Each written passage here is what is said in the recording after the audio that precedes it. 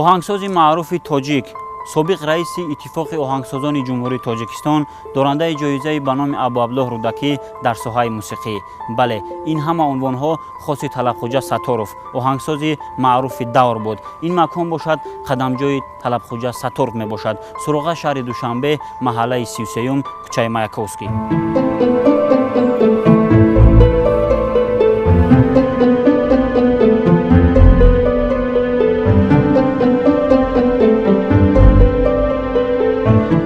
Талабхоҷа Сатторов ҳамчун оҳангсоз, ҳамчун композитор бисёр як мактаби бузургро, як мактаби барҷастаро таҳсилро аз худ кардааст. дар як муддати кӯтоҳ ӯ дар омӯзишгоҳи мусиқии шаҳри Душанбе аввалан дар шӯъбаи овозхони академӣ ва баъдан гузариш ба шӯъбаи назари мусиқӣ ва оҳангсозӣ таҳсил намуданд.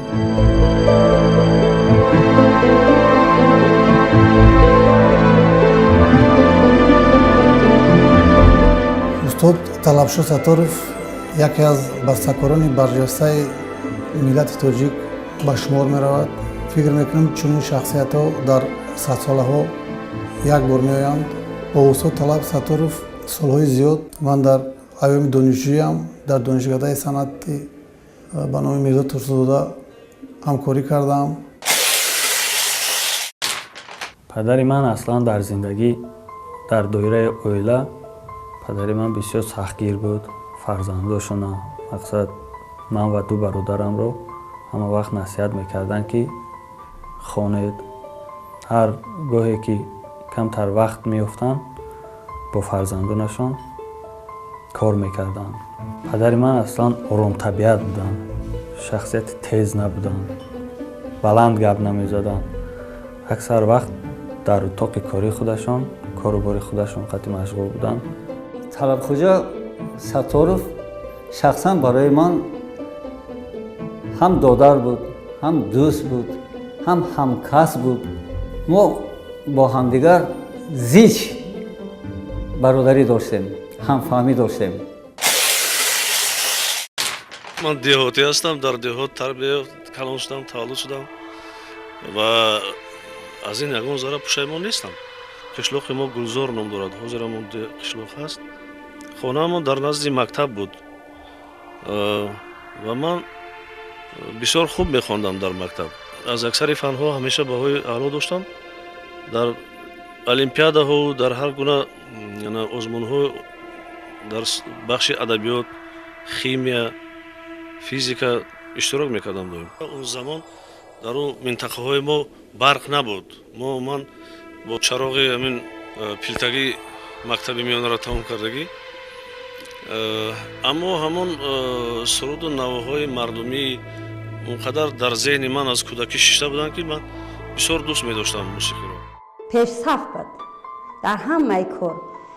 дар кружок сардори кружок буд, дар он вақт аккордеон мезад. Талабхоҷа Сатторов дар жанри якахон, оркестри симфонӣ ва хор ва хеле асарҳои хуб дар ин жанр эҷод кард. устод Талаб Сатторов бастакори барҷастатарин гӯем ҳам хато намекунем, яке аз шахсиятони бонуфузи санъати касбии тоҷик буданд.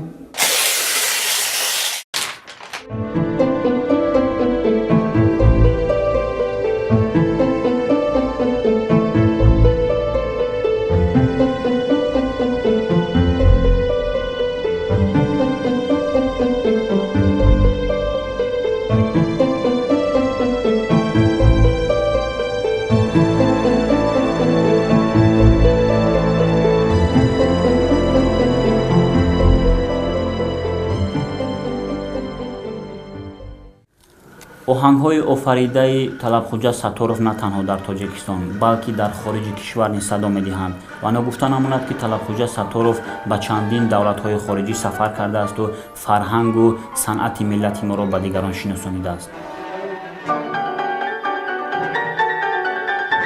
ман бисёр фахр мекунам ки шодравон падари ман ба чунин синвонҳо сазовор гаштааст аз ҷониби пешвои миллат президенти ҷумҳурии тоҷикистони муаммади раҳмон. дубора фахр мекунам ки оҳангҳои падари ман на танҳо дар ҳудуди ҷумҳурии тоҷикистон балки дар 18-20 давлати дунё садо медиҳанд. аз он фахр мекунам ки на танҳо фарзанди тоҷикистон балки падари ман аст. ман аз ин бисёр фахр мекунам. талаб Саттор ба дигар давлатҳо сафар мекард ва бахусус қариб ки дар ҳамаи имтиҳонҳои давлатии консерваторияҳои чи қирғизистон, қазоқистон, Россия ба ҳайси раиси имтиҳони давлатӣ даъват мешуданд ҳама вақт.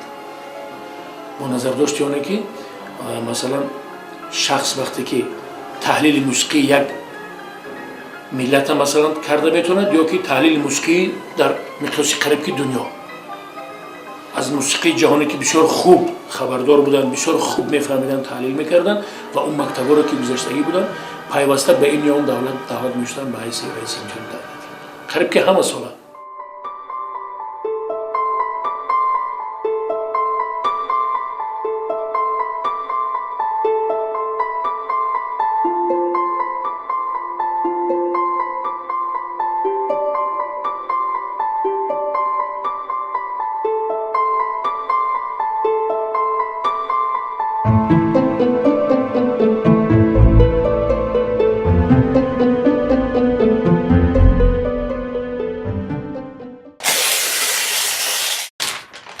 соли 2003 маст бо ташаббуси талабхоҷа Сатторов ҳамин бинои консерваторияи миллии тоҷикистон ба фаъолият шурӯъ кард ва шодравон то охирин нафас дар ин ҷо кор ва фаъолият кардаасту барои рушду фарҳанги миллӣ хизмати беандоза кардааст.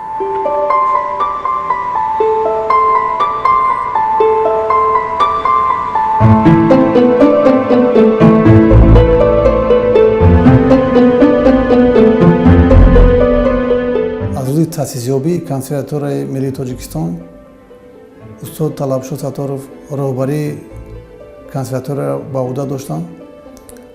дар таҳти роҳбарии ӯ то лаҳзаҳои охирини ҳаёташ якҷоя мо ҳамкорӣ кардем. банда бо талабхоҷа Сатторов якҷо кор мекардем ва дар ҳамаи ҷашнҳои давлатӣ мо бо талабхоҷа Сатторов як асар ду асар мо эҷод мекардем.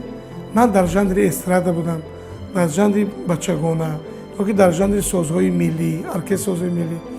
талабхоҷа Сатторов ба навиштани якчанд асарҳои калонҳаҷм, якчанд асарҳои бузург, яъне ораторияи балет, оратория фарёди дуриҳо барои театри опера балет, яке аз асарҳои бузурги саҳнавӣ операи Рустам ва Суҳроб ки бахшида ба 10-солагии истиқлолияти давлатии ҷумҳурии Тоҷикистон яъне бахшида шуд ва дар театри академияи давлатии опера ва балети бо номи устод Садриддин Айнӣ бо муваффақият ба саҳна гузошта шуд ва дар репертуари барномарезии театри опера ва балет яъне мавҷуд аст.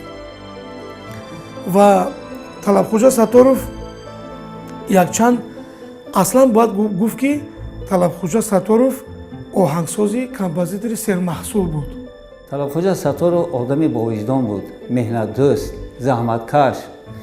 Бояд барои рушди санъати мусиқии касбӣ барои мардуми худаш, барои ватанаш, барои миллаташ хизматҳои калон кардааст. мусаллам аст ки бузургон ва орифон дар ҷое ё маҳаллае зиндагӣ кардаанд. хонае қадамҷои онҳост, макони ошиёни онҳост.